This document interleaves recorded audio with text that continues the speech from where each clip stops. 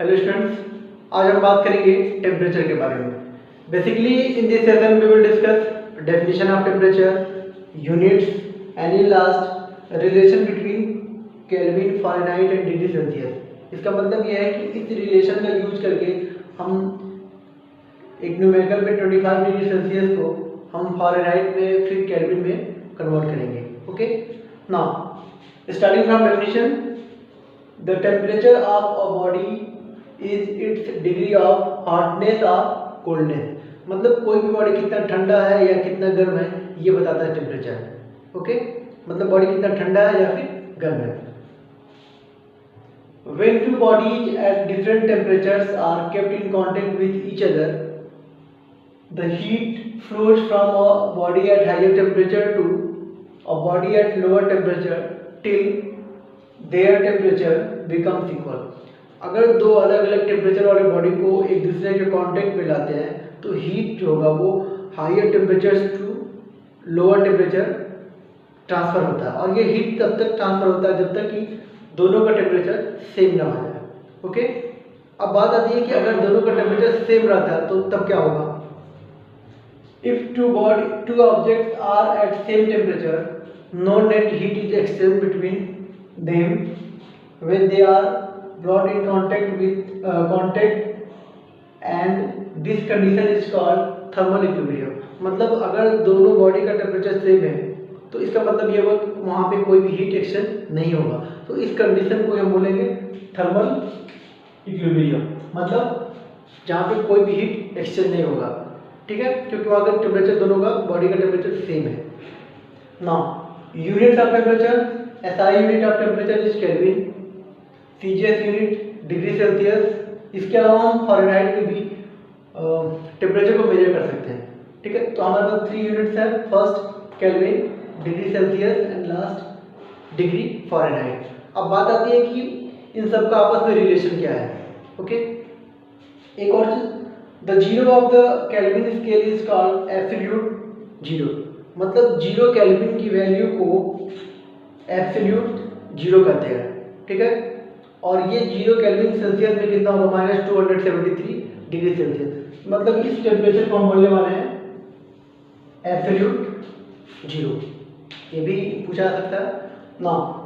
Relationship between Kelvin, Fahrenheit and degree Celsius, वो relation क्या है, C/100 is equals F-32/180 is equal K-273/100। इसको अगर हम सिंप्लीफाई करें, ठीक है, तीनों साइड में मिडिल टर्म या फिर left hand and right hand side तीनों में अगर हम 20 से मल्टीप्लाई कर दें तो वैल्यू क्या होगा, सिंपलेस्ट फॉर्म हो जाएगा C/5 equal F-32/9 is equal K-273/5। अब इस रिलेशन का यूज करके हम किसी भी टेम्परेचर वैल्यू को हम एक स्केल से दूसरे स्केल में कन्वर्ट कर सकते हैं। अगर हम बात करें सेल्सियस से हमको फ़ारेनहाइट में चेंज करना होगा तो हम इन दोनों रिलेशन में यूज करेंगे।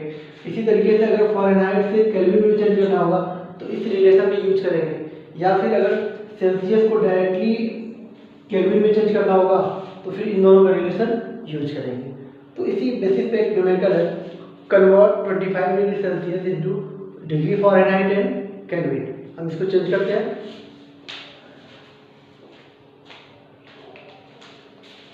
Question is convert the value of C 25 degree Celsius into kelvin and Fahrenheit. हमारे पास रिलेशन क्या है, C/5 इक्वल्स F-32/9। सबसे पहले हम 25 डिग्री सेल्सियस को फ़ारेनहाइट में चेंज करने वाले हैं।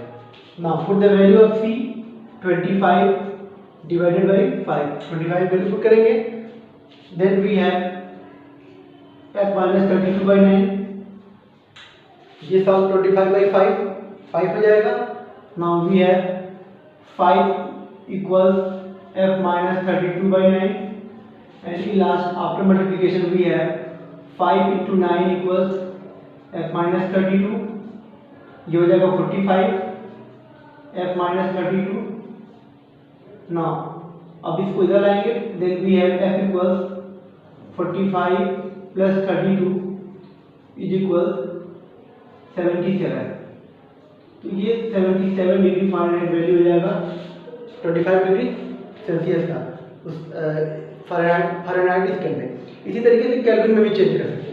वो क्या होगा, C/5 इक्वल्स K माइनस 273/5। 5 दोनों साइड में है, इसको हम directly C equals K minus 273 भी लिख सकते हैं। अब C की वैल्यू 25 है, K हमको फाइंड करना है 273, इसको इधर लाएंगे, देन K इक्वल्स 25 प्लस 273, इसको सॉल्व करेंगे 538 279 एंड 2, सो 298 केल्विन। ये हो गया 25 डिग्री सेल्सियस का केल्विन में वैल्यू 298 केल्विन। इसी तरीके से फ़ारेनहाइट में देखेंगे तो वो हो जाएगा 77 डिग्री फ़ारेनहाइट। तो इस तरीके से इस रिलेशन का यूज करके हम एक टेम्परेचर वैल्यू को दूसरे स्केल में कन्वर्ट कर सकते हैं इजीली।